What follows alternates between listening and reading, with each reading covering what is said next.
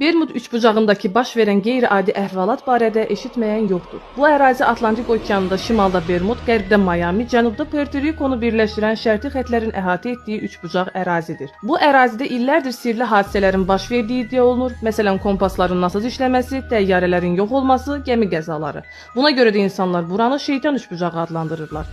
Gəmilərin itməsini aydınlaşdırmaq üçün elm adamlarının inkişaf etdirməyə çalışdıqları nəzəriyyələr mövcuddur. Bəzi alimlər Bermud üçbucağı zonasındakı itkiləri dünya okeanının əsas cərəyanlarından biri olan Golf Streamlə əlaqələndirirlər. Statistikaya baxdıqda Bermud üçbucağındakı itkilər dünyanın digər dəniz yollarından azdır.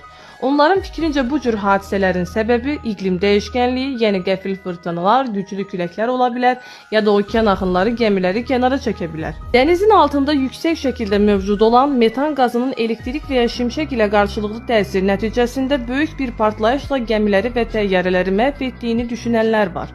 Buradakı maqnit sahəsi gəmilərdəki elektrik siqnallarına zərər verdiyinə və kompasları xarab etdiyinə görə onları səhv istiqamətə yönəltməsi iddialar arasındadır. Ancaq bölgədə aparılan araşdırmalar hər hansı bir maqnit sahəsinin olduğunu göstərmir. Səbəblər tam tapılmadıqca bəzi insanlar mistik izahlar verir.